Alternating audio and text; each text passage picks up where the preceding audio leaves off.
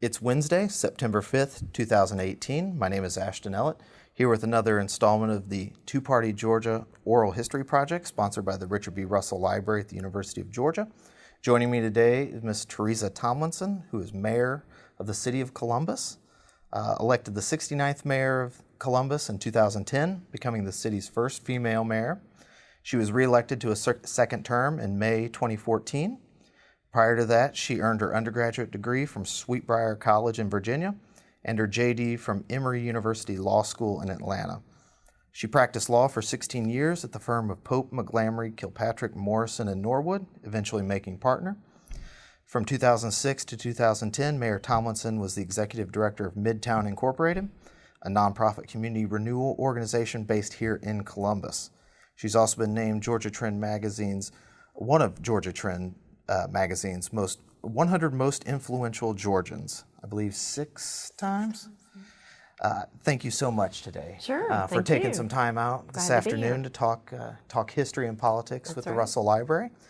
I was wondering if we could start off. Tell me a little bit about your childhood, your upbringing. Wow. Okay. Well, I was actually born and raised in Atlanta, what used to be unincorporated Atlanta.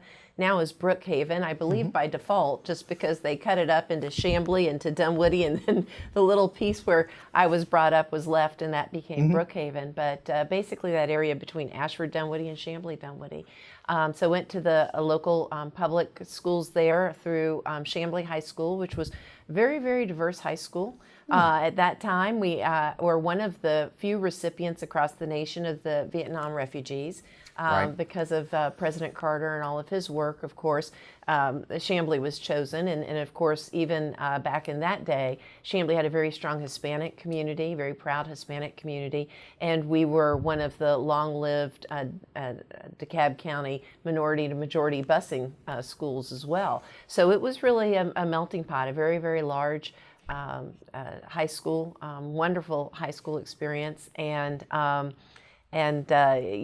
got into government, appreciation for government and politics at a very early age because my best friend's father was one of the few Republicans serving in the state legislature at that time. Who was that? Max Davis, Okay. J. Max Davis. So as we were, most little girls were going to slumber parties or watching Disney movies, we were at some rally or standing in a A&P parking lot handing out flyers saying vote for her daddy. So, yeah. A low-paid position, but a very important campaign position. Right. So tell me, what drew you to that? Because I assume some kids would go kicking and screaming if they had to go to rallies. I don't know. I think and of course, Max and I have very different politics, obviously, if you know anything about Max Davis and his legacy. And he was one of the few Republicans, but he was very, very proud of it. He was also a lawyer, which I became, and he was very proud of that. So he understood government. He understood law. He understood how important it was to people's lives. I mean, he really believed in it, and he conveyed that to his kids, particularly his daughter and myself. And so there I was, 8 years old, 7, 8 years old, and adults obviously can be very impressionable to cast an impression onto young people, and he certainly did onto me. And from that point on, I actually I was almost Republican by default because my parents were really apolitical or politically agnostic, I like to say.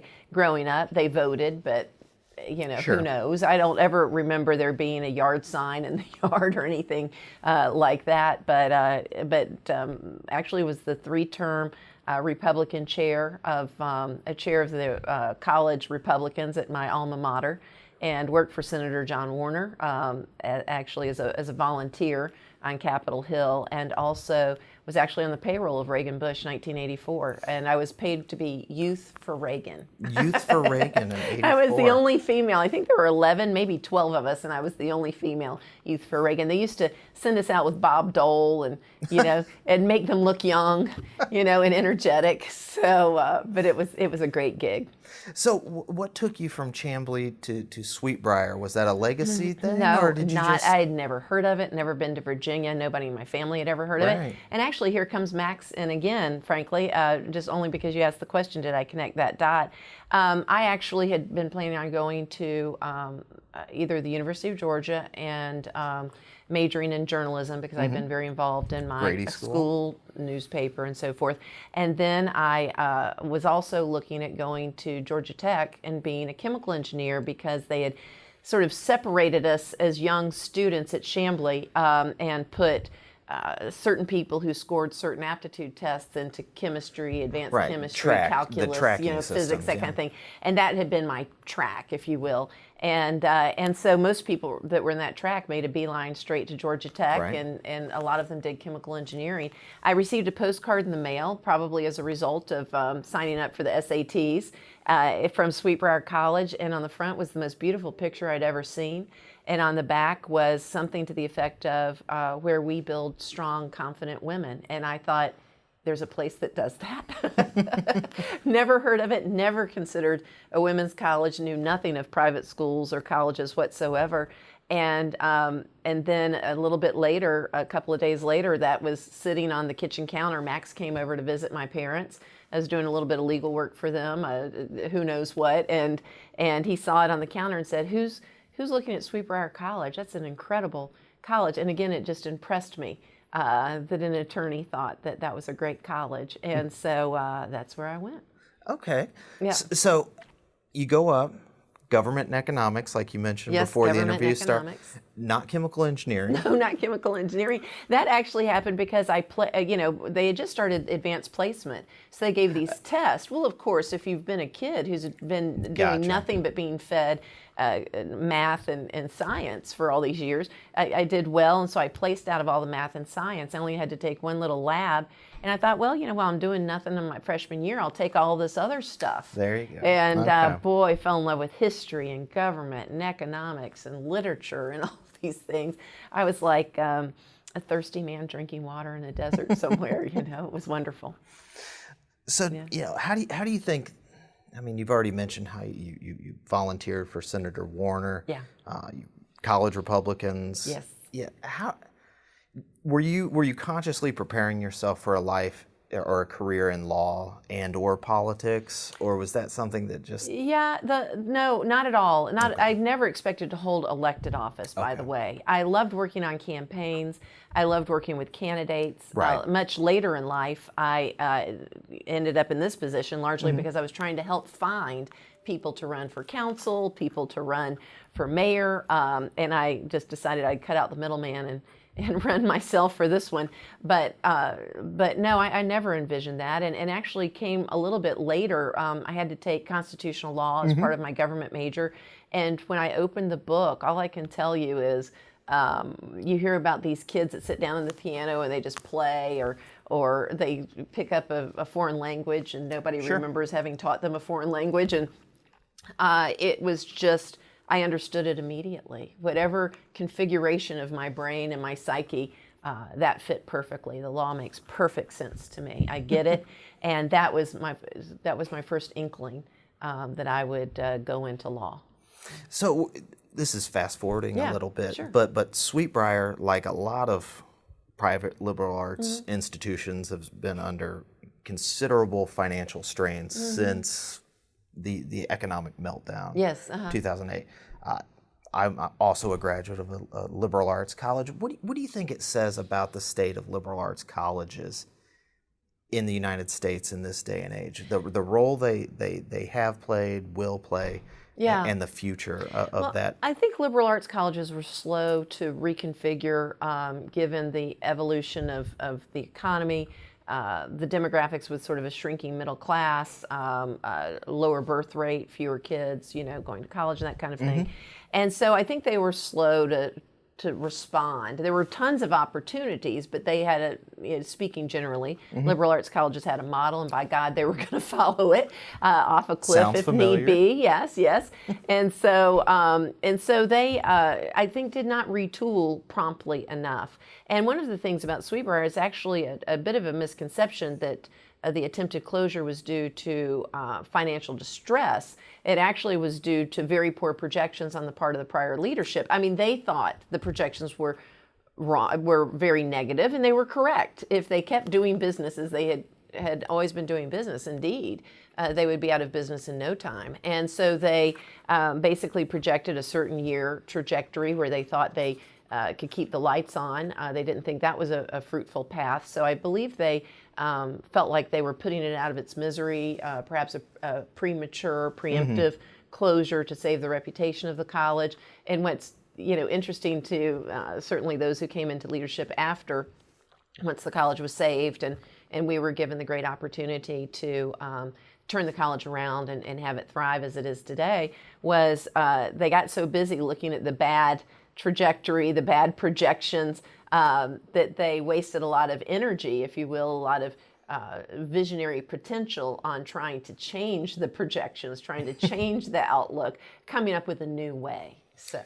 Trying to fit the square peg. Yeah, absolutely. Actually just retooling it, and that's a lot what Sweetbriar has done. Of course, retooled their curriculum. Sure. And keeping the essence of liberal arts college, which is to broaden the mind, to teach people to think, design thinking, and so forth. How do you solution making, problem solving, all of those good things, but very broad background in education. And then also redesigning the tuition scheme, because private colleges like to tell you, hey, we charge $50,000 for room and board, but we discount your kid's tuition by 65%. Well, so what's the real price of my kid going to college? And so at Sweetbriar, we've retooled that. Now it's $31,000, including room and board, to send your kid to school. No more do you have to do the back of the envelope math to figure out the cost. And you see more liberal arts colleges doing that because people just didn't understand it. The sticker shock of it, it makes you want to go to the state school, which there's plenty of great state institutions. Absolutely. Also. Yeah. Absolutely. Yeah. So back to your biography. Yeah. What led you away from the Republican Party and toward the Democratic Party? Well, if that there's was a possibility I may have been quite prescient, actually, as a young person. It was exactly what's going on today. I had the opportunity. Senator Warner actually sponsored me for a spot in the Morton Blackwell Leadership Institute, which would have been 1984. Richard Viguerie, a lot of hardcore direct conservatives mail were guru. a part of that, and so they were basically building these Republican campaigners. These, we were going to go out and be the campaign managers and so forth. And I got my first inkling there of what being sort of a governmental purist, if you will. I believe in government. I believe in the social contract. And so the cynicism that government could be used for power as a tool, that going to the Pandora's box of, maybe racism, bigotry, in order to gin up votes. And they would be the first to tell you, look, they would say, I'm not a racist, I'm just trying to gin up votes. Well, if you're weaponizing bigotry, then I don't, to me, that's a distinction without a difference. And so I actually left, without going into great detail about the particular story, I actually left, I believe this is the last day, maybe the second to last day, and went to a bar called the 21st Amendment and told my ride that they could pick me up there because I was not going to have a part of that anymore. I really believed that was a particular faction of the Republican Party. And so I worked for a lot of folks after that, Republican folks on their campaigns, supported them and so forth. And probably around 1990, it was right after the Webster decision, the United States Supreme Court Webster decision, which was an anti-choice. It denied military spouses the ability to have paid abortions, particularly if they were overseas. And I remember, and it must have been George H.W. Bush by that time, holding a press conference. So it must have been around 88, 89, holding a press conference sort of from an evangelical standpoint. As you may remember, he and Barbara had been more moderate Republicans, and they were actually pro-choice Republicans. And I thought the cynicism of that, the duplicity of that, was shocking to me. I was more at that young stage in my life. I hate to say libertarian because that means a lot more, but certainly that whatever anybody meant by small government, it certainly didn't mean to dictate your medical care and your medical choices and your religious choices and so forth. And so I was very disturbed, and that led, and I think then when Clinton came on, Bill Clinton came onto the scene, he was a more moderate, centrist Democrat that made the transition for me quite simple. And since then, I've come very firmly to believe that, that the Democratic progressive principles are the better government. I think that there is quite a bit of misinformation, propaganda, branding, whatever you want to call it, that somehow suggests that democratic principles and progressive principles are wasteful or reckless, and actually the data, the information, the economics that I love would prove that to be false. So I very firmly believe in democratic progressive principles as the better governing philosophy, though certainly there are certain traditional Republican principles that I still hold fast to. I mean, I do think there's some things government does not do well, and I don't think government should be in that business. They should spend all their time and resources doing things that, again, promote the social contract and the general welfare of the people, and stay out of trying to get into private sector business and so forth. That doesn't mean people shouldn't be regulated, and that's a whole nother path we can go down if you want to talk about specifics. But again, I was very comfortable in the Democratic Party. There were still, if you go back to that time, the 90s, plenty of Republicans I wrote checks to because they were good people, and they were statesmen. But those people could not be elected today as Republicans. Most certainly, they would have to be Democrats because they held progressive principles. They just did it under the moniker in that time as being a Republican. But so I think, actually, reflecting on it, this several decades later, that what bothered me in 1984 and 1988. Up until 1990 is really came home to roost. I think that the draw to go to the Pandora's box of politics is intoxicating. You can become addicted to it, and then when you do that, it becomes your brand. And to me, that's not Americanism, and so that's where I diverged and have been very comfortable with that decision since. This is skipping way ahead, and we can talk a lot more about the evolution of the party, but it seems like, and I don't want to put words in your mouth, but what you're saying about especially the Republican Party, and correct me if I'm wrong, is that the brand or the campaign has become the goal, the permanent campaign, Absolutely. as opposed to there's a campaign and then there's a campaigning party and then there's a governing party. Exactly, yeah. Yeah, it's all about, obviously, if somebody's going to watch this and say, well, Democrats campaign too, and they believe it. Absolutely. And do Democrats do things, negative campaigning that I think, frankly, is just a waste of time, because you'll never find me talking about my opponent, by the way. If I have a microphone, if I'm on TV, I'm going to be talking about what we can do, holding a particular office, mayor's office, and so forth. But to generalize, and it is a generalization that sticks, unfortunately, and that is there became something about forgetting that the object of governing was service. It began to be about power, what you could do with that office. And a lot of people that make that mistake, but it really almost became a mantra. The end objective to what I was seeing anyway is the Republican political motivation. And that was, I understood it as the natural human desire to get to your objective of winning. But if it was antithetical to good government, then I didn't know what we were talking about or why we were spending our time talking about it. But I do think sometimes I say with those, and there still are plenty of statesmen, obviously, in the Republican Party, plenty of people I have great respect for. I think they may be men with no quarters at this point, but no safe harbor. But they, there's a few still out there, a few trying to hold the ground. But by and large, they see it as Dungeons and Dragons. It's not about the objective of governing; it's about the objective of winning and holding that power. I think that the Republican brand, to me, has become more about, and it's quite appealing, frankly. I mean, that's why I think they've come this far. with what I think is not the better government outcome either. But perceived, if you're a Republican, there's a perceived affluence, and by that, some people are born into wealth. If there's some people who believe that if you vote Republican, you can vote yourself into the perception of affluence. Sort of, it increases your economic class to be affiliated with the Republican Party. There's also a sense of power affiliation. This comes, I think, from the libertarian undercurrent. I'm an island. I don't need anybody. I don't need the social contract. I don't care about the general welfare. I'm for me.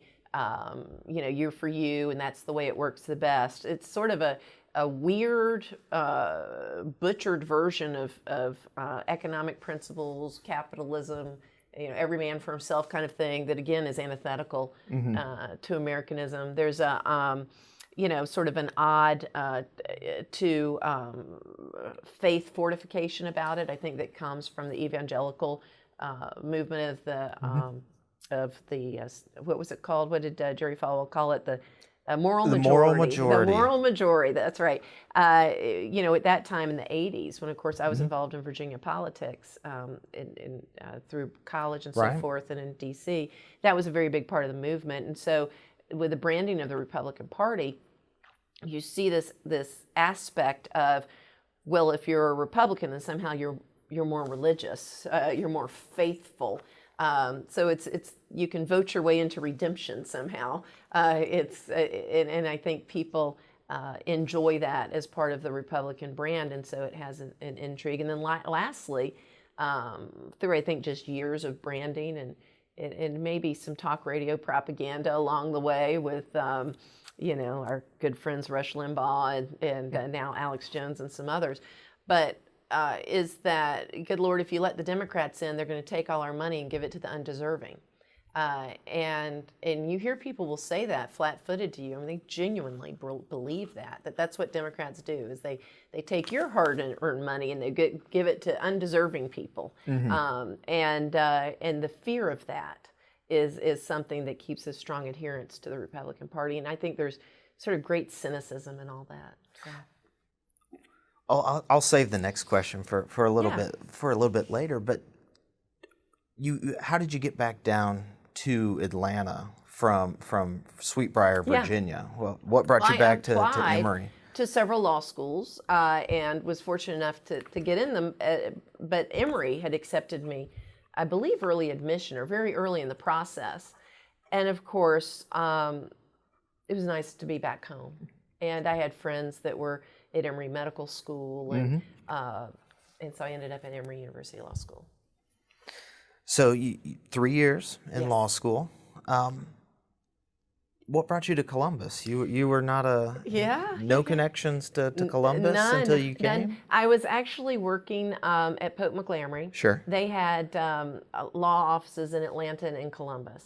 And so in 1993, I came here as part of a much larger trial team. I was a very young newbie lawyer, basically, at the time. And I was helping assist in a trial in federal court here that lasted about 6 weeks. So we had a couple of weeks build up, a week or so drawdown from that 6-week battle. And I spent a good amount of time here. That next summer, actually, it was the day that O.J. Simpson was in the Bronco chase. Okay. Because I know exactly where I was thought now. I would send a postcard to the judge who was trying to strike a jury saying, I actually can be a juror in this case because I lost my cable on that day, and I had a very difficult time getting my cable reinstalled here in Columbus for various reasons, and so I missed the whole O.J. Simpson saga until about the time that the trial started, or shortly there before. But in any event, so in 1994, I was transferred down here for what was supposed to be a temporary stint to handle some federal cases we had out of the Middle District of Alabama. So I was supposed to be down here for about 16 months and fell in love with it immediately. And that's been what, like quick math, 24 24 years? Yeah, 24 years. Okay. Yeah. It's amazing how permanent temporary Yeah. gigs can become. Right. So how did you go about getting involved from being a temporary lawyer to resident to getting involved in civic affairs, civic life? Well, really early on, I had the good fortune to move into a little neighborhood, an in-town neighborhood, one of the first suburbs of like the 1920s, 1930s, called Overlook. And I was renting a little house there, and it was just perfect. It was a lot like the old Inman Park, Morningside, in town at Virginia Highlands, Right. maybe might be better. Your streetcar suburb. Yeah, exactly, the streetcar suburb. That's exactly right. And so it was a great community, a lot of age diversity, income diversity. It had triplexes, duplexes, and $1 million homes, all in this neighborhood on different, sort of streets. And I just loved that. Columbus had not yet had all that super suburbanization. They were just getting into it, really eating up their greenfield. For a long time, people had stayed in these in-town neighborhoods. There were real communities there. There had not been any sort of economic flight or racial flight from Brown versus Board of Education, as a lot of other communities saw. And so at that time, in any event. And so there were a lot of issues that came up right after I moved here that had to do with super suburbanization, expansion of roads. And so I spoke out very early about, hey, look, Atlanta spent decades and hundreds of millions of dollars destroying what you guys have, and they're now going to have to spend decades and hundreds of millions of dollars to put it back. So why don't y'all just, cut out all the middle time and go straight to maximizing the asset it is you have. And so just became a passionate voice for that kind of community planning in my, quote, spare time, and love the community. So, well, how did you go from that to Midtown? That's basically what happened. I was the involved. Basic trajectory? I never intended to stop exactly what I was doing, which was practicing law at an incredible clip. Right. But I specialized in complex litigation, which involves some really intensive cases. And usually the way it would work is you'd have, many months where you'd sort of be building up to your next case. Then you'd have a couple of years where your life was not your own.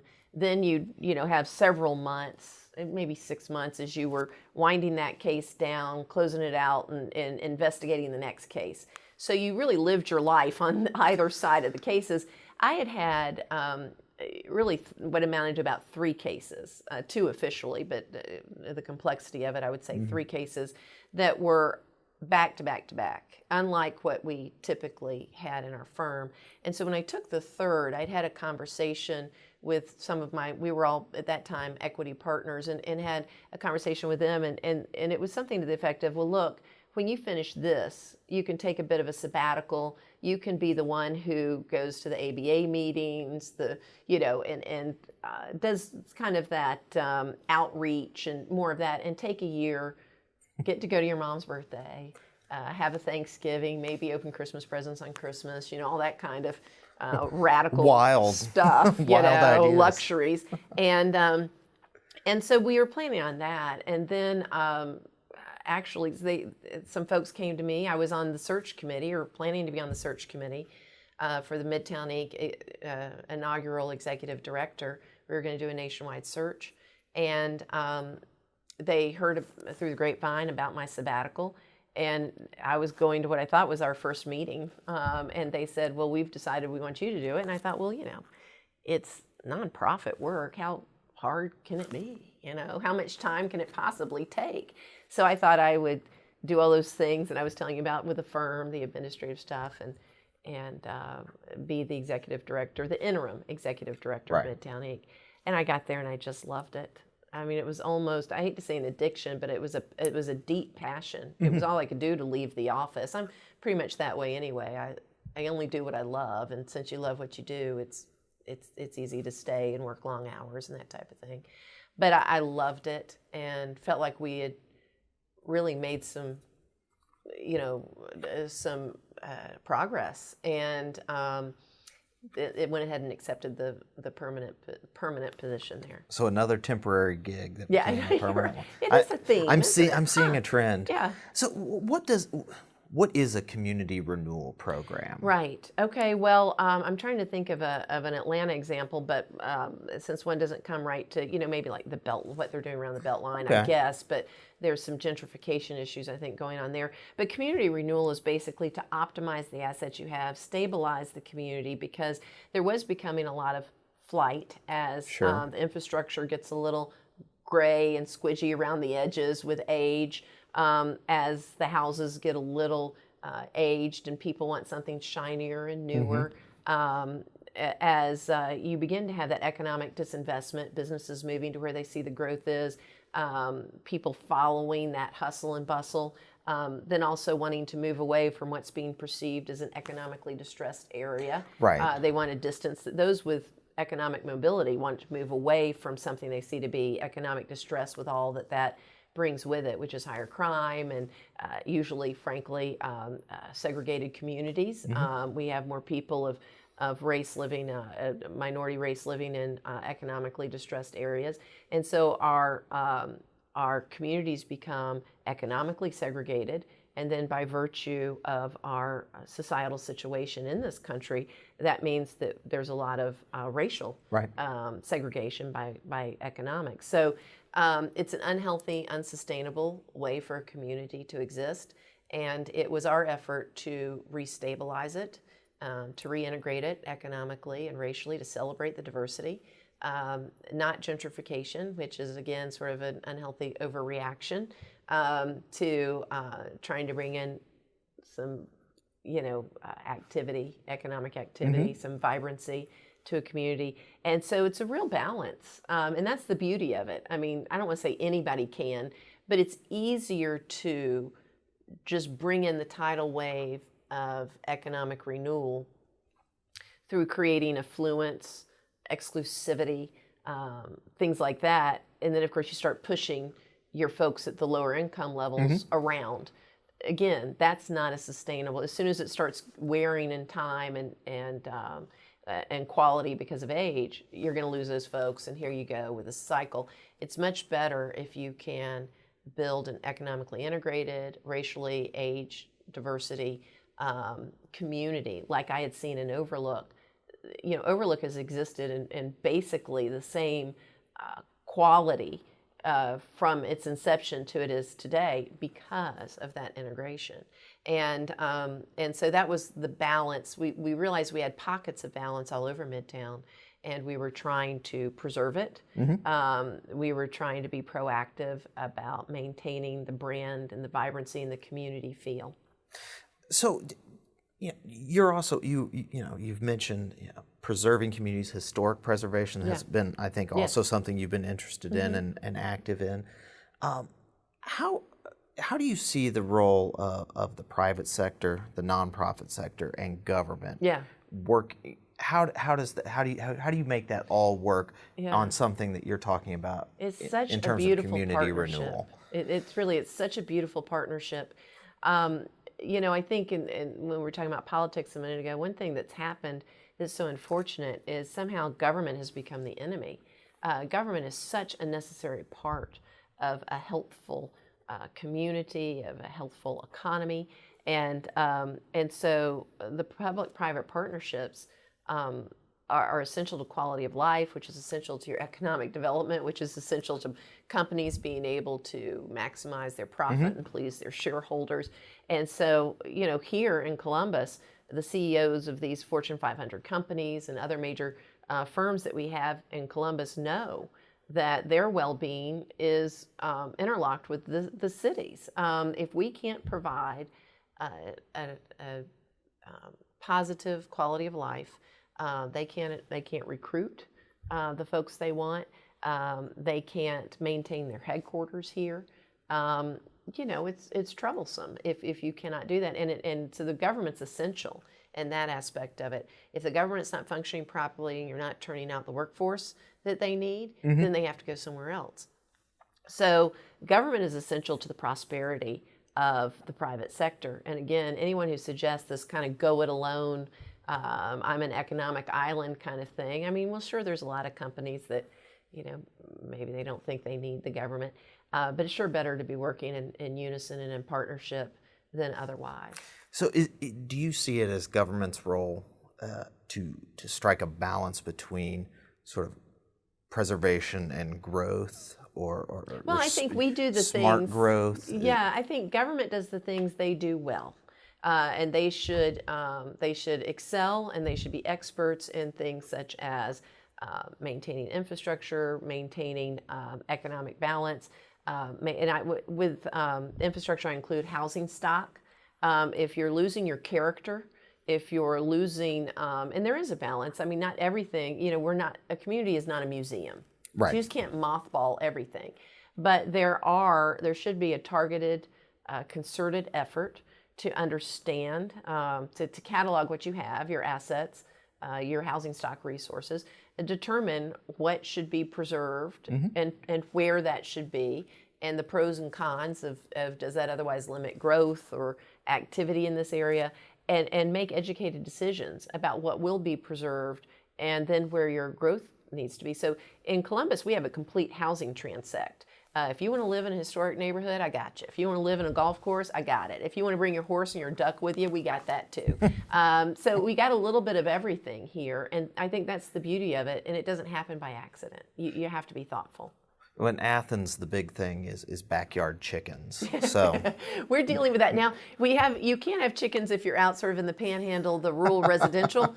But as you well know, people want chickens in urban environments, and there's still a stigma about that in some quarters. So it's interesting. I'll see if I can dig up one of the ubiquitous pro-chicken bumper stickers that we see around town. In Atlanta they have a Christmas tour of chicken coops. Oh yeah. People go to great lengths to disguise backyard chicken coops. Yeah. So was this, and you had mentioned recruiting people or helping recruit people to run for state and local offices or representatives. So was it sort of your work with Midtown and that work in politics that led you to the mayor's race when the incumbent mayor in 2009? Right, exactly. We had a group of concerned citizens, Republicans, some Democrats. I was one of the few Democrats on the group, but we were just an ad hoc. We just got together and decided we thought government was important. And so whenever we would hear that a counselor or school board person was going to retire or not run again, we would start working the phones. People we thought were committed to the community, had good character, good background, and try to push them into service. And usually the call went something like, "Well, I hate raising money." "Well, don't worry about that. We've got that. There's some folks that help you raise money." "I hate speaking in public." "Well, don't worry about that. We can help you with that." That's not, "Well, I really don't know much about the budget or any of that." I said, "Well, we can help you with that." And so after I made a few phone calls about the mayor who had decided not to run for a second term and creating an open seat, I was just sitting in my office one day. I was actually at Midtown by then, and I was like, God, where is there somebody who likes to raise money, who doesn't mind speaking in public, who understands government and thinks this is important? And I just thought, well, I'm going to cut out the middleman. I'm going to run. And maybe if I show people how to do it and how much fun it is, they'll do it too. So you were in a 4-person race. Yes. In 2010. Yes. And that was the year of the Tea Party. That's very interesting. We had even though it's nonpartisan. So you're right. Tell me that dynamic. We had it was nonpartisan. We had 4 individuals. One was a longtime serving city councilor. He was an at-large councilor and served 12, maybe 16 years. He was the heir apparent, certainly. Then we had a Tea Party guy. As I said, it's nonpartisan, but he just kept announcing that he was with the Tea Party because it was a big Tea Party year, you know. And then we had a young African-American minister whose father was the head of a major church here. I mean, they had 1,000, maybe 2,000, a huge church here in Columbus. And of course, we're a majority community. And so the media really thought the odds obviously were on the longtime serving city councilor because of quote unquote name recognition, or probably if you pulled the media, they probably would have said the African American minister, simply because everybody seems to believe that women only vote for women and African Americans only vote for African Americans. But we went into a runoff. I think got about 44% of the vote. Almost squeaked it out. Freestanding, but not quite. And so had to tee it up on a runoff with the African American minister. And there was a lot of talk in the media about, if it just goes purely on race and trends and things like that, that this would be our first African American mayor. Which, of course, I think it's great. We actually had an interim mayor who was African American, A.J. McClung, after our mayor in the early 1970s died in a plane crash. But it would be our first elected African American mayor, which I think would be very historic, and I look forward to that proud moment for Columbus.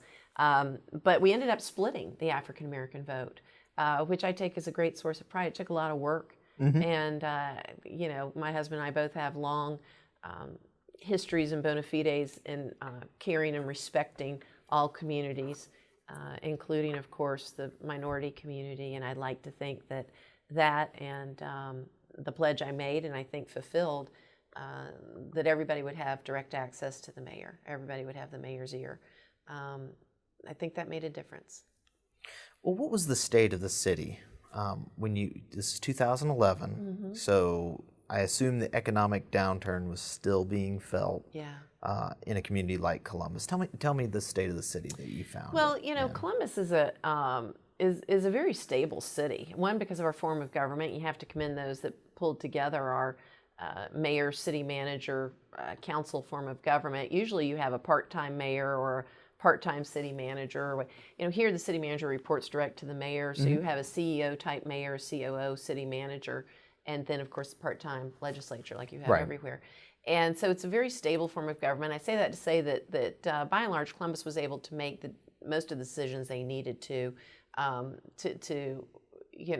keep a finger in the dike, hold the water out, keep the dam standing as the recession was going on. The recession was incredibly long in Columbus, one, because of our property tax freeze, which is a whole nother film. Why don't you come back and interview me on that? Which I don't recommend for anybody, but nevertheless, that's what we had. And so our recession was much longer here. We just could not shake it. And then, of course, Fort Benning employs 40,000 people in this region. And about the time we should have had some recovery from the recession, we were having the drawdown from the Mideast, and we were having the sequestration. The sequester, yeah. So there we got another couple of years added. So I got the opportunity to be mayor in a time of great financial challenge. We ended up eating up our reserve pretty good in 08, 09. 2010. By the time I came in, it took a couple of years. I think 2013 is when we were able to really get council's attention. And I don't say that pejoratively. We have a great, great council. But I think everybody was just assuming it was going to bounce back. And that's what reserve funds are for, obviously. And there was so many other healthy indicators about Columbus that I think that, those first 2 years, I turned in very austere budgets that preserved our reserve. But there were just so many things that we were used to and that were very politically challenging to not do. And it took until about 2013. One of the things was we reformed our pension, which was a huge political third rail. We ended up projected to save $55 million on that. I think we've saved $18 million to date. We reformed our health care system here for our employees, which saved about $3 million a year, which again was hugely politically challenging. And frankly, one of the most politically challenging things was we had a whole bunch of nonprofit organizations that the government was giving money to. And I love nonprofit organizations, and some of these were great nonprofit, but why in the world were we giving to this and not to all these others out here? We had it was just somewhere along the line, somebody had pitched the idea that we include as a line item thus and such nonprofit organization. And when the coffers are full. Right, and nobody's really noticing and all that. But we ended up shaving about $1 million a year, sort of reassessing those nonprofit organizations and in some instances stopping it right away, in other instances fading it out because it would have been devastating. I think one was $300,000 a year. So it would have been quite devastating to that organization, as you can only imagine. And there were a lot of political fallout from that. So I would actually say if there's anything that,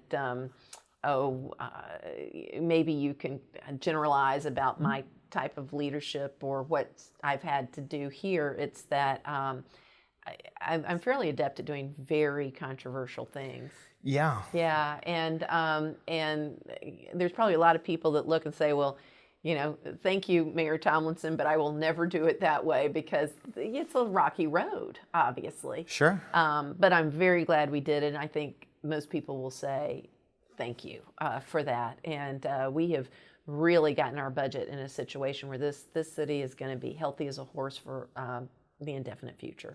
So this is neither here nor there, but since you mentioned pensions and reforming, pension reform, which is such a hot button issue, especially in other states, Illinois comes to mind. Was that something that you were able to keep a defined pension plan, or was it a 401? No, we actually, I'm so proud of this, and I'm glad you're apparently a little bit of a nerd, so thank you for asking. But we could have gone to defined contribution, like a lot of people were doing, the 401k model type. But we kept the defined benefit, Or which actually ended up saving us money, because to go to the defined contribution, obviously we'd have to maintain the already vested rights of people that had that, and then of course pay the administrative cost of switching over to the defined contribution. But we maintained the defined benefit. We just reformed it. We had no employee contribution. We were just providing the entire pension contribution, which not only is costly, but for the taxpayer, but also gives you an actuarial outcome that is not advantageous to how much you have to put in every year, simply by adjusting that and having employee contributions. It gives you a much more favorable actuarial projection, interestingly enough. So we were able to save money in that regard. So there were efficiencies. We were able to, and it certainly, I think in our opinion, our city's opinion, make it a better, robust plan. We went from being 74% funded to now being something like 95.6% funded at our last mark. So So this is all in your first term, and historically, mayors of Columbus do not have the best of luck in running for second terms. Going way back, 70s probably. When did you know you were going to run for a second term, and what did you think your outlook was for re-election? Well, one of term? my personal mottos, and certainly something I recommend to everybody, and I would say again today, is you must lead like you will never stand for re-election. You must lead like you will never run for another office. And I use the analogy of being in a batter's box. If your eye's on the ball, you got a chance. If your eye's on the stand, you will strike out.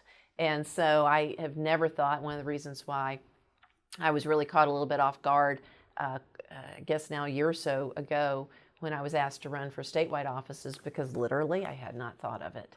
I was busy being mayor of Columbus, Georgia. I had not been prepping myself, and there's no way I was going to run for a statewide office without having plowed the field that you have to plow to do that in a responsible way.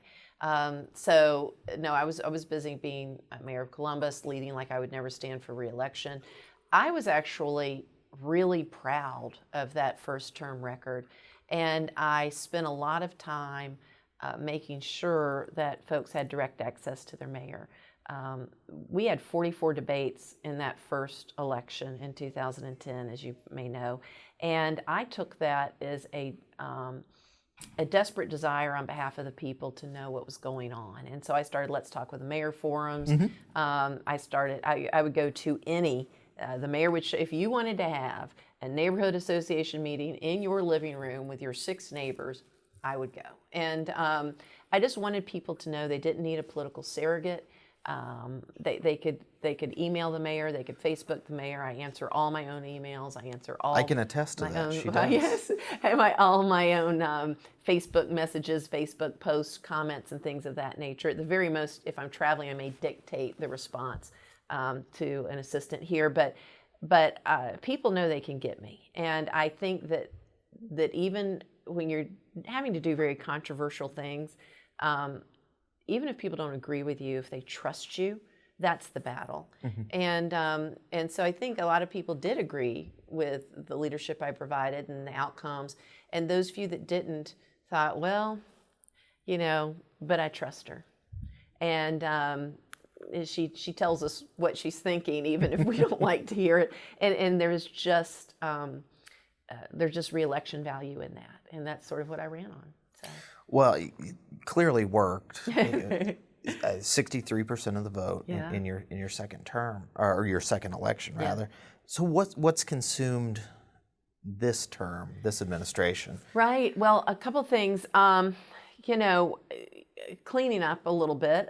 We had passed a referendum on tax allocation districts. So actually implementing, getting what we're calling our city village, which is a 30 square block area that's in huge economic distress, sits right on our river. It's prime real estate, and yet it's the most some of the most economically distressed area we have here. When I say clean up, I mean, following up on grants and opportunities we had to extend our connectivity of trails, bike trails, walking trails, which sounds like, oh, she's all for bikes. And well, that is a huge economic infrastructure revitalization effort. One, it connects communities instead of provides these barriers of these large roads we used to put in the 60s, 70s, and up into the 80s that separated neighborhoods and created a lot of that economic distress and economic segregation I was talking about earlier. And so you start building the connectivity, the fellowship of people being out and about, the quality of life, seeing folks who aren't exactly like you because you're strolling your child while the people who are going to go in the next bike race are riding by, while the guy who's picking up aluminum cans is also riding by on his bike. And so in providing another mode of transportation, particularly for this next generation who most probably will not own a car. So we were doing things like that, implementing these big ideas that we had to lay the infrastructure for in my first term. So, and then we've really been implementing, we passed a tax in 2008, thanks to the former mayor, the OLOST, which is a permanent penny, 70% of which go to public safety. We had outrageously high crime. Crime's always high in any community. It needs to be zero. Crime needs to be zero, and particularly violent crime. But we had 15,500 crimes a year in 2008, 2009. We're down, now more in the, 8,000 range. This year I guess it'll be more like 8,900. It's projected to be something like that. Put that in perspective. It's about a 39% reduction in crime since I took office, and that's a result of the return on investment of that penny. So from our height in 2009, 2008, we've reduced crime 39%. God willing, and the creek don't rise. We look to. If we continue on this trajectory, we probably will reduce it about 43% overall during my term. Most of that's property crimes, but property crimes are where you're making your criminals. The people who are doing property crimes are 13, 14 years old, 15 years old sometimes, and they're the ones who, kind of get into that life of crime, then they get hardened. So the people who were doing property crimes in 2008, 2009 are the ones we're pulling off the streets now with murder warrants and aggravated assault charges and very unsavory, very troubling things. And we have had a reduction in violent crime, but not clearly as much as we have in property crimes. But my hope is, and what experts would tell you, is with the drastic reduction we've seen in property crimes in several years' time, you're going to see a reduction in the more hardened crimes as well, because we're just not making as many criminals, thank God. And so that's been a great investment, and we've spent a lot of time. We have a fantastic chief of police here. We've got a great force. We're CALEA certified, which means we're best of the best. That's why everybody keeps stealing our officers and taking them to the metro Atlanta new cities. And so retention's been an issue for us, as it has been nationwide, but we're a real city. You're not going to be a police officer here and get in the golf cart and tour the beach, and not that there's not danger. I'm not, trying to diminish anybody's public service. A lot of crime on Baywatch. But, you never know. Anything could happen anywhere. But in Columbus, Georgia, it's a city of 200,000 people. We are an urbanized city. People are living in very dense quarters from a community perspective, and that's where you tend to have the more complex crime-fighting issues. How has the economy evolved? That's something we didn't talk about. In Columbus, Old Milltown, Yes. on the fall line. How has Columbus evolved economically from the sort of deindustrialization period of the 70s, 80s? Yeah, really well. I mean, thanks to the vision of people like Bill Turner, John Turner, so many others that said, okay, times are changing. The manufacturing's going overseas. We lost our textile mills here. And so, of course, we were fortunate in that we had the financial sector and professional sector were doing well with Aflac and Synovus and Total Systems. And so that gave some buoyancy to our economy here. But then as things continue to transform, I have to applaud our various leaders, and particularly now with our Chamber of Commerce, for seeing that we needed to turn our face back towards the river. And we blew up the dams that had fueled those textile mills. We created the longest urban whitewater course in the world. The emphasis being on urban, because when I say that, everybody's like, "Well, I've been to Colorado," and yeah, but you weren't in the middle of a city when you were going down the Class 4, Class 5 rapids, and so we really created a very unique, attraction here. We have had a tremendous growth in our outdoor economic support businesses. We've had reversed our brain drain. Kids move here because they want that lifestyle. We have a lot of young professional entrepreneurism. We now have a chief entrepreneurial officer out of our Chamber of Commerce through our Columbus 2025 visioning effort. We have put a ton of emphasis on entrepreneurialism, helping people get their great ideas converted. It used to just be you had to have a business plan, basically do it all yourself. You could go to the Small Business Administration. And that was about your only course of how you were going to get it done. And, with all due credit to them, if you could make it that far, I mean, you were really doing pretty good. But there's a lot of folks with tremendous ideas that just don't have that sophistication to put together a business plan to get that loan they need. And so we've really retooled our Chamber of Commerce.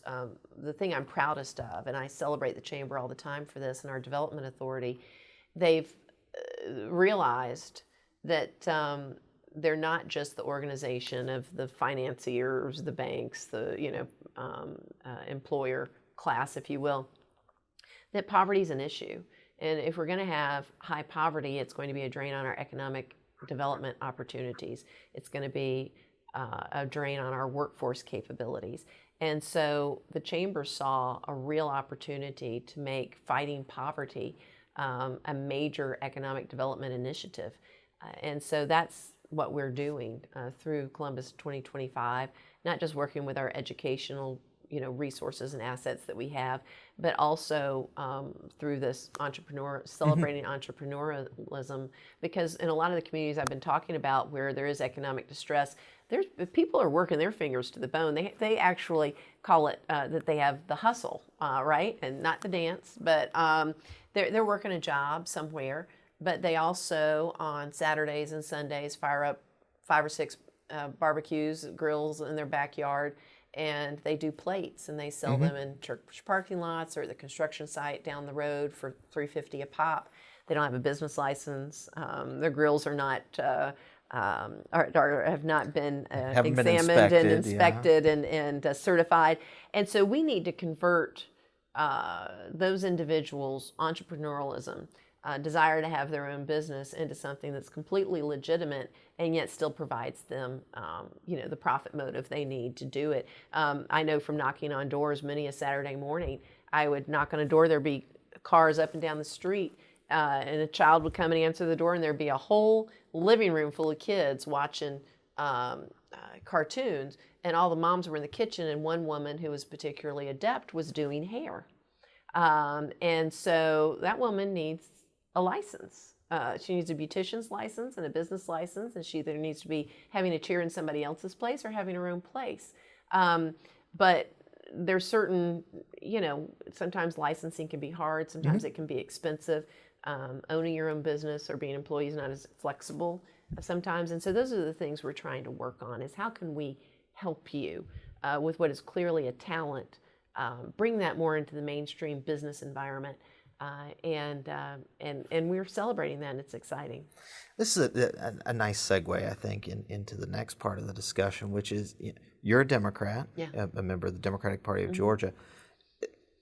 Talking about the Chamber of Commerce and working with the Chamber of Commerce, that's not the conventional wisdom that a Democratic mayor or a Democratic candidate would have a close working relationship with a Chamber of Commerce, which historically has been very pro-Republican. Yeah, the Chamber of, first of all, I would say the Democrats have awesome ideas about how to build the economy, and very productive and I think proven ways of how government partners with the private sector in the Chamber of Commerce.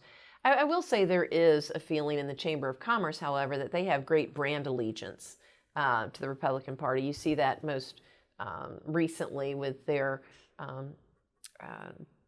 declining to support either Stacey Abrams or Brian Kemp at this point. I don't know, I'm totally guessing, but I got the feeling at their annual luncheon that some of their folk may actually think Stacey Abrams is the better candidate for their issues.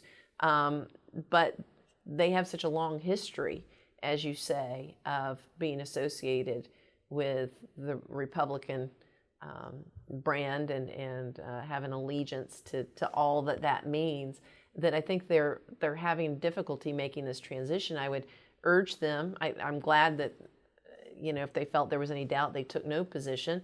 But I would urge them to understand that times are changing. I was recently on a panel of some really reputable folks, and I suggested that the winds of change were blowing and that Georgia was going to be a two-party system.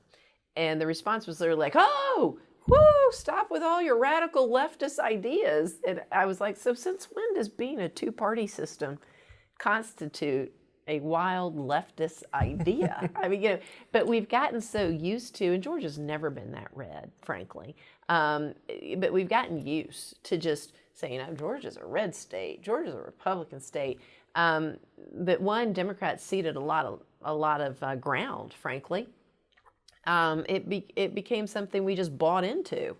And I got to tell you, there's voters up for grabs. They want to hear about how you're going to lead good government and how that good government's going to help them with their life objective, whether that's raising their kids, running their business, having a great neighborhood, whatever it is. But they want to hear how you're going to run good government and how that's going to return value for them.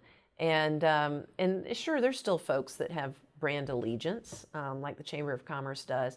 But I think that we're going to see that changing as more and more of the Republican candidates being fielded at this point are not really fitting into some of those more traditional business Republican models. I mean, this business about going after the Religious Liberties Act and things that are so detrimental to business and progressive, and by that I mean moving forward business, that that's not the right candidate for them.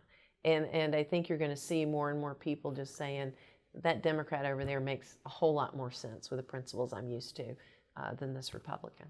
Well, if Max Davis were here, he would remind everybody that creating a two-party state was the Republican Party's platform for about 40 years. Exactly. But speaking of Max Davis and your hometown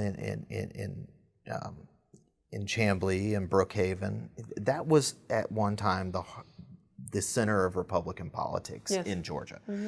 Columbus was an early convert, so to speak, to the two-party system.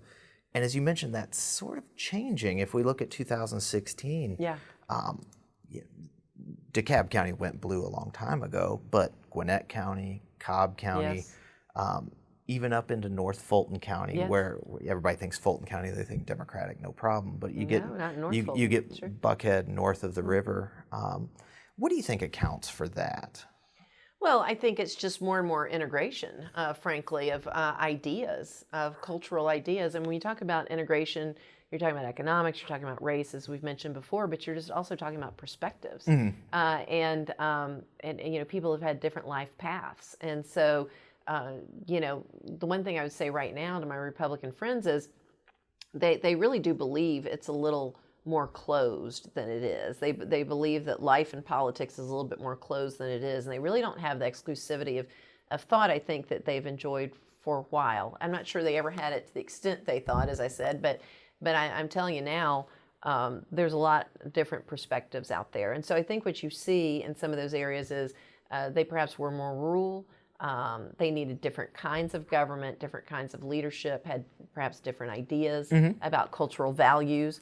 And now you see those areas changing because different perspectives are being brought in. So absolutely in Columbus, we're a 60% blue county.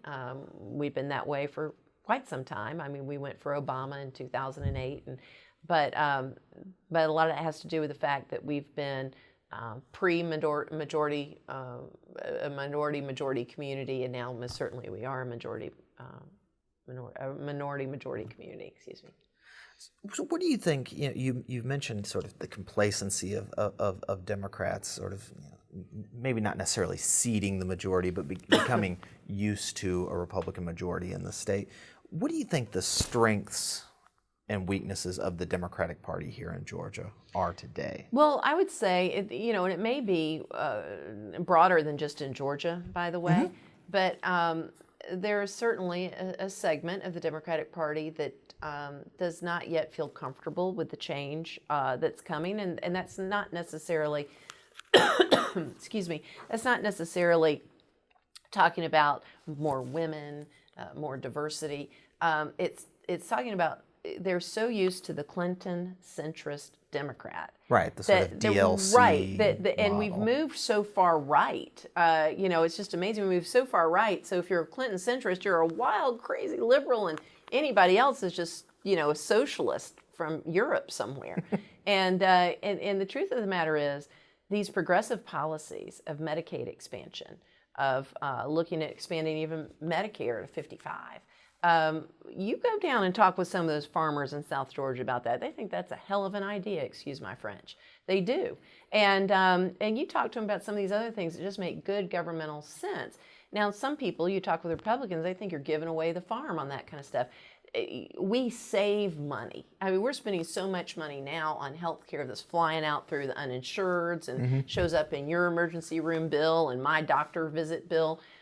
Because it's being rolled into the inherent cost of just having to have some sort of a medical care. Our insurers are rolling in all of that excess cost, and the hospitals are rolling in all that excess cost, and we're paying for it now. So we might as well create a true market, and the government can help in that. And so all of these folks who are Republicans and like to think that the private market is something like just letting all of these private participants run healthcare. Frankly, that's not how that particular market works. And so you can't just take these generalized ideas and broad brush them into things like into healthcare. And so actually, I think the Republicans have kind of met themselves coming when it relates to healthcare. But when you start talking about some of these just good government ideas, more efficient ideas. You hear Democrats talking like that. Sounds like how Republicans used to talk, frankly, in the 70s and perhaps early 80s, of just being more efficient, having policies that made sense. And now Republicans have just gotten to where they just don't believe in government. Well, particularly in rural Georgia, really I would say all over Georgia, particularly in rural Georgia, they appreciate the fact the government's a partner in what they do. There's not a robust enough presence of the private sector that has an abundance of resources that are spilling out into the community, that they can turn their back on government. It's just not that luxury. We have to have government involved in our schools, particularly in the rural areas. We have to have our government involved in creating this basic infrastructure, what I would call financial infrastructure. Things like healthcare I would call financial infrastructure, the things that allow you to thrive. And if the Republicans have abandoned those ideas and Democrats take them up and know how to implement them and know how to run them, then I think they're, frankly, the party of the time. And that's how we're going to get to a new two-party system. I'm not asking for a Democratic takeover, but I do think a robust two-party system gets you better government, and that's what Georgia needs. Well, how much interaction have you had with the Democratic Party, the actual party apparatus? You are very involved at the local level at finding candidates, fundraising, research, public speaking, engagement, surrogates, things like that. How much engagement have you had with the Democratic Party itself? Yeah, it's interesting. I have relationships, and I know those folks, but I've not held office, and I've not, sort of been in that formalized structure. And so it's been a different path for me. Some of that may have been because I came into elected office in nonpartisan office, but nevertheless, I've never held my hand that I was indeed a Democrat, and never held my hand that I was, or hid my hand that I was had been a Republican at one time too, but am firmly now a Democrat. So, I just didn't come up that particular route. Yeah. Why do you think it's been so long since Democrats held power in Georgia, roughly since 1871, until 2002 with Governor Perdue, and then the legislature switched shortly thereafter. Why do you think it's been so long since Democrats have carried a majority in the General Assembly? One state, I think the last statewide election was 2006 that a Democrat has won. Why do you think it's been so long? Well, first of all, I would say 12 years is not that long. I mean, as I said recently, we're not Oklahoma. We're not Indiana here. We're something else very different. So I would say 12 years is not that long. But I would say that the Republican brand felt right to Georgia. You had a coalition of the business Republicans meeting the rural social conservatives. You had a lot of social change with LGBTQ issues. You had a lot of racial integration going on with communities becoming minority majority. And so it was a time of great change. And so, of course, as William F. Buckley said, conservatism is standing athwart the train of history and yelling, stop. And so I think there were just a lot of folks who agreed, let's yell stop. And then there were, of course, the business Republicans wanting less regulation and more tax breaks. And, that's just such a simplistic mantra. It's important, but only if they're targeted tax breaks that return investment for people. Otherwise, you end up, they're very costly. They end up actually being incredibly inefficient. Regulation's the same way. You end up paying the piper at some point. So you have to be careful about what you deregulate and how you deregulate it. So I think they've taken that mantra too far. But I think that Democrats got to where, with the success of Bill Clinton and the so-called blue dog Democrat or conservative Democrat, I think Democrats began to believe those Republican mantras. I just think they began to, drink the juice. They believed it too. And I would say what you're seeing now is this hugely different perspective that, frankly, I feel like I've had for a long time, which is it's real simple, folks. Government has a prescribed purpose, and we're here to do particular things, and we need to lift it up, and we need to celebrate it, and do that well. And when you start talking about those things, people really like it. They really like well-functioning government that partners in their prosperity. What do you think the biggest danger to the Republican Party in Georgia is in maintaining its majority in state government. The biggest danger to the Republican Party in maintaining, I would say that their inability to see the wave of change coming. I don't know that they can hear how out of step their policies are with diverse communities that we have, and we will only strengthen over time. And so I think they're very vulnerable. I worry because, as I said, I believe in a strong two-party system, but I really worry about, frankly, almost the death of the Republican Party on the current trajectory that they're on. It is completely unsustainable. And if they can't begin to articulate something new, begin to distinguish themselves from what's going on, I will tell you, these commercials that Republican Governors Association has put out related to Stacey Abrams is very troubling. And, you know, your first reaction as a person of conscience is to look at it and say, well, my God, that's racist. One has her depicted very much in the imagery of King Kong, and that's been pointed out by some folks who have analyzed that particular commercial. Others have depicted tap dancing in that particular commercial, which has all sorts of connotations. And the particular tap dancing, by the way, that they depicted is particularly racially connected. And so your first reaction as a person of conscience is to say, well, they're racist. Well, to me, what they're doing is worse than that, if it's possible. I don't know if the person who put together that commercial is a racist or not. I haven't met him or her. But I know this. They intended to weaponize bigotry. They intended to do it. And they intended to do it for voter turnout. And they intended to do it in order to, frankly, cause the progressives and the Democrats to lose their ever-loving mind and to make us talk about the very things I'm talking about right now, so that there's folks out there that say, well, gosh, sometimes I say tap dancing and sometimes I say this and that, and I'm not well, you know, we're not talking about that. We're not talking about the time you said your favorite game as a kid was a barrel of monkeys.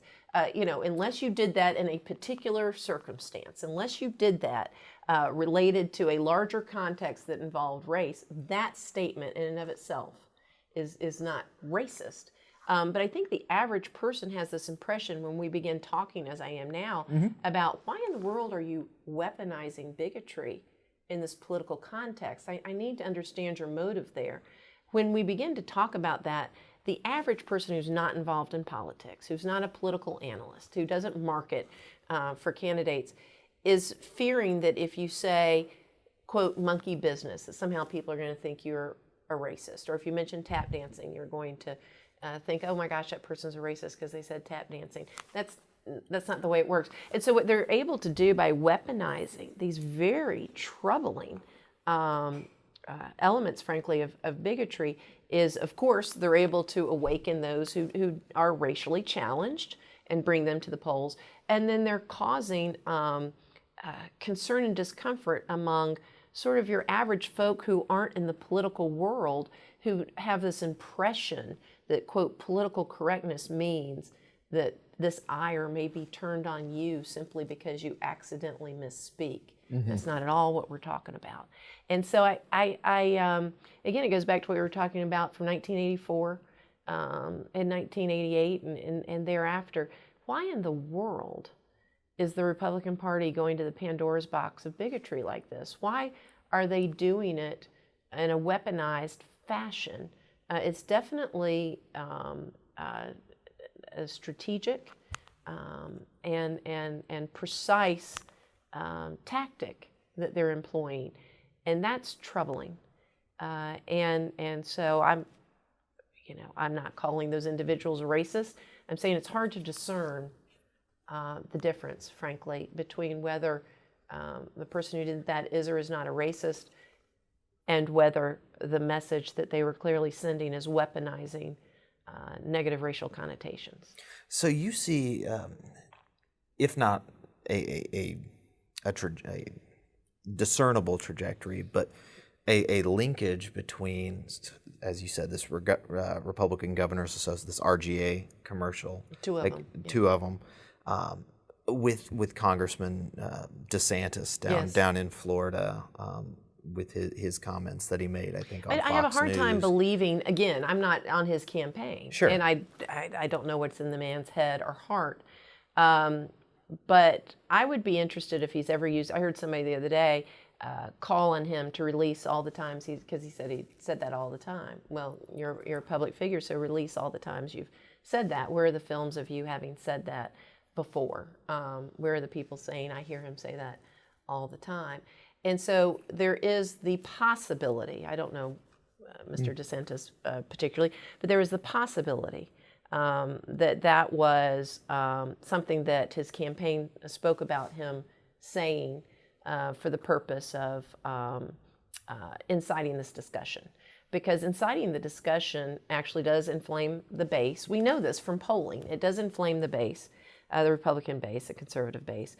And it does begin the conversation that you and I are having right now about people speaking and running into a racial explosion, which makes another segment of folks who possibly are not racially challenged in their day-to-day lives, but they are very uncomfortable with this fear of, quote, political correctness that they have been told about, that this quote, liberal level of having to be perfect in the way that you speak. So unless you're perfect in the way you speak, you can't be a, quote, Democrat. That's not the case, and that's not what we're talking about here.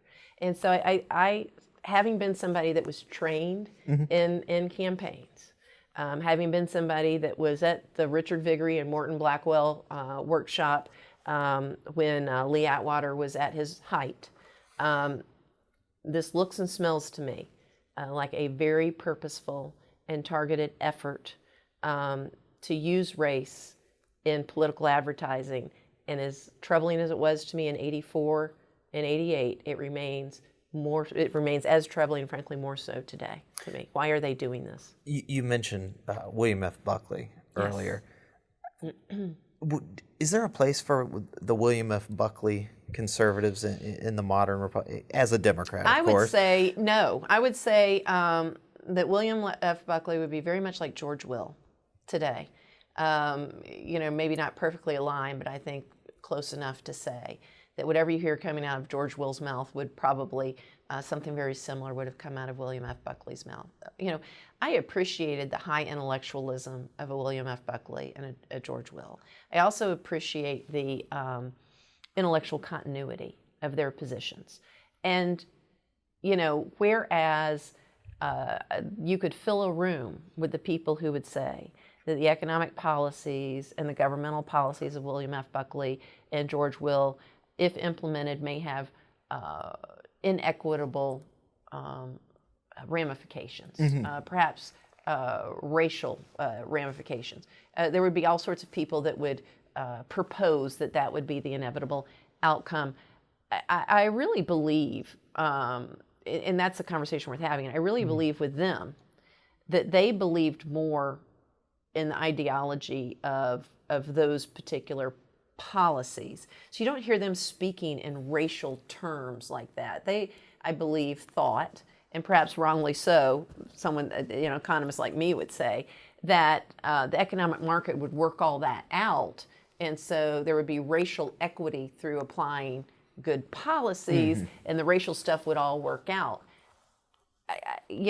Ideally, that would be the case. I'm afraid that it might take 150 years for that to happen. And so that's why we need things like the Voting Rights Act, and why we need things like Heart of Atlanta Motel, United States Supreme Court case that says that you can't discriminate against people when they're involved in interstate commerce and so forth. So that's why we need that, quote, regulation. That's why we need those, quote, laws, because if you just leave people up to their economic choices, in a couple hundred years, it all may work out equitably. In the meantime, they're voting with, their cultural perspectives. So the William F. Buckleys of the world, I think, would be very troubled by what's going on today. maybe I'm giving them too much credit since I didn't know William F. Buckley and I don't know George Will personally. But I'll say this, I've never gotten the impression that they were leading with racial intent, and why the political strategists that are presently involved with the Republican Party are doing that, I do not know.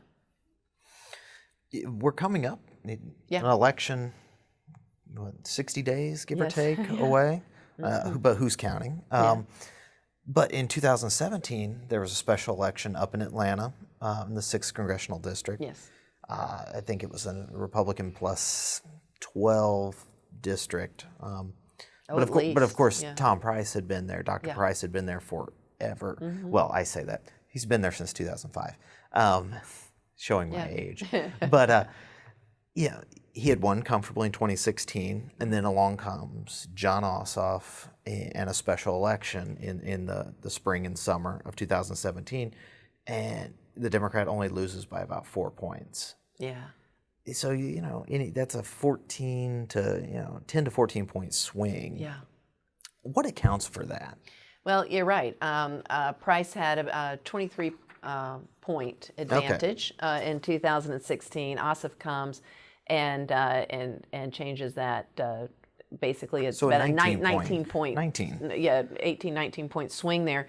So it was quite substantial. What accounts for that, I think, is this wind of change that I keep talking about, and that is that people want good government, and they're really sick of it. They're sick of the shtick, and they know that you're trying to pull the strings. They know that it's pandering in many instances. They know that it's propaganda and some other. They just want people to be authentic. They want you to tell them what you're going to do, and that you know how to actually run government. And so I think that I think that there was a time of clarity. There has been a time of clarity that first exhibited itself in the Ossoff race, and that is that we're just looking for somebody who's going to be real with us. And I think you're going to see that again, frankly, in the 6th and in the 7th. Mm-hmm. I'm hearing of some probably more so in the polling 7th. In the 7th that should give Rob Woodall some concern. Polling to me, I don't pay for polling in my personal campaigns. I've only done it in a referendum type campaign before to help with messaging. But as we all know, there's only one poll that matters. But I will tell you, it would be concerning to me if I was a Republican in those districts. Again, I'm long on my advice to Republicans in this, and I do apologize for that because I know they don't care much for my opinion. But again, being somebody who appreciates the two-party system, the future is not in what they're selling right now. So, well, I think this is close to the 60th interview for this series that I've done, and most people who I talked to, most of these were before the primaries. And I think most people said that the candidate that Republicans wanted to run against was Stacey Abrams. They're running against Stacey Abrams. What's your sense of course, very few people thought Brian Kemp would be nominated by the Republican Party, so we'll put that out there too, at least those who I spoke to. So what do you think about that race, Stacey Abrams versus Brian Kemp? Sort of an unlikely I think she is scenario. So formidable, and what she's brought that perhaps those that you were speaking with didn't appreciate is she is bringing a fortitude. She believes what she believes, and she's extraordinarily candid about it. That's that authenticity that I was mentioning. That's what people are looking at. They don't have to agree with you all the time. If they can trust you to be candid with them so they know what you're going to do, that's really, really what they want. They don't want someone who's,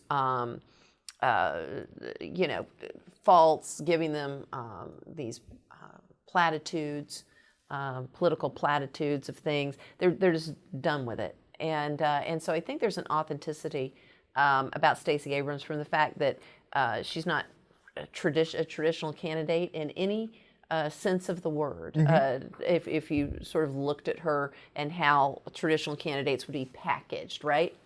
But people are loving it. They love that about her. There's a modern present day feel about her. What's interesting to me, somebody mentioned to me the other day, they said, when you talk about Brian Kemp, you always speak about the Andy Griffith Show. What is that all about? And I said, well, I hadn't really thought about that, but he certainly is hearkening up those kind of golden days of the 50s and the 60s. And, that's kind of a warm, I like the Andy Griffith Show, it's all good. I like Andy Griffith. And, I don't think Andy Griffith carried a gun, though. But Barney did. But, yeah, that's right. But in any event, one bullet, right, but in any event, that has a certain place and a certain patina on it that I just don't know the resonance of that. We will see. They're definitely going back with the, the shotgun commercial, the truck commercial, the intolerance. He ran millions of dollars and spent hours and hours telling us he doesn't care for brown people. Now you say, well, he said he didn't like illegal, but he said he was going to round him up in his truck. He didn't say round him up in his truck and take him by the courthouse and let him have some due process, or round him up in the truck and take him by the sheriff's office and see if they've got their papers, or, just going to ride around town and pick up some brown people and let it go, take them straight to the border from there. So I appreciate the whole too cute by half, and maybe I'm overthinking it, but it's a pretty reckless statement to not be more precise about if that's not what you meant. So you have sort of this yesteryear thing going on. And then you've got Stacey Abrams, who is, very intelligent. She's got some great ideas. She's got a fortitude in her positions.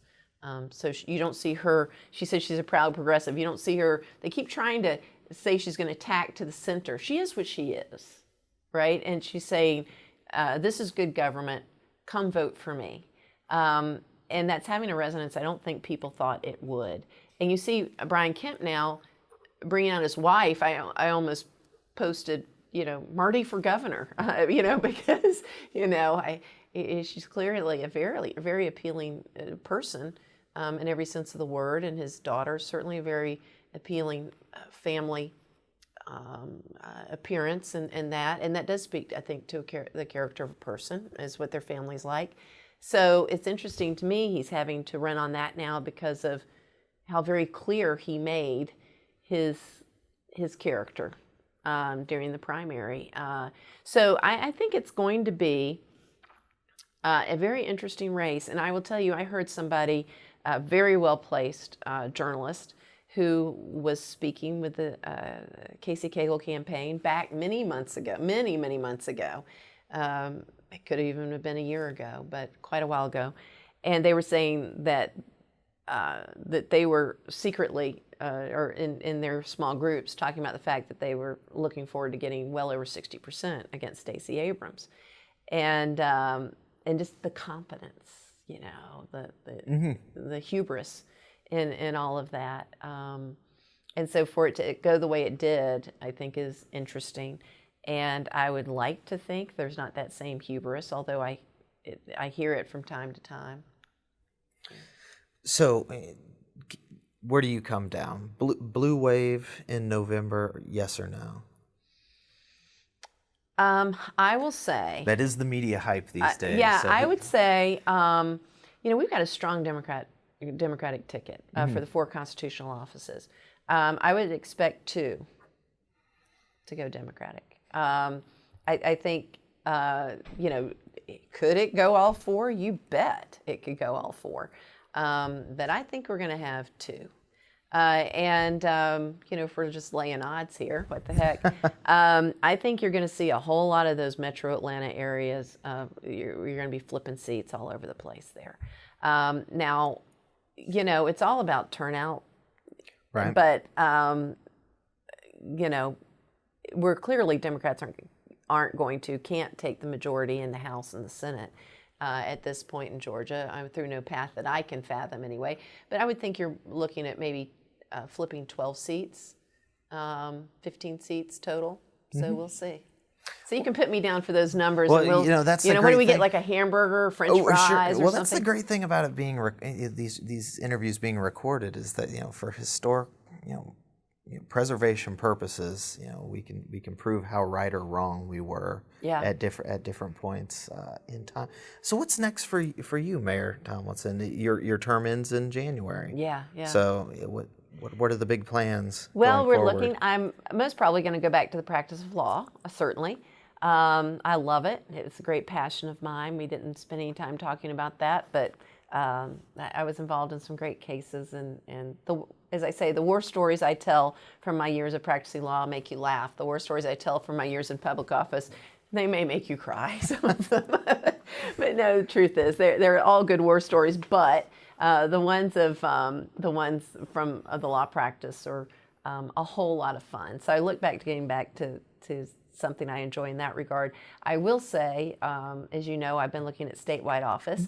And there are a few things I may well be interested in the future. But what I'm doing is getting out there boldly, talking about the things I think are important. I would imagine from this interview that you can't think it was anything but bold, some of the things that I've shared with you. And I intend to do that. And that is either electable or not electable. And I think we'll find out in fairly short order. So there's no reason for me to spend people's time and money getting out there trying to package something that's not authentic. I want the opportunity to go around the state, speak with people in very different opportunities, and talk about what I do think the role of good government is, how I think I could facilitate that, and I'll get some feedback as to whether or not folks think that's electable. So. Well, good luck to you. Thank you. In whatever you choose to do. And on behalf of the Richard B. Russell Library at the University of Georgia, thank you very much. Thank you so much. Appreciate it. Yeah.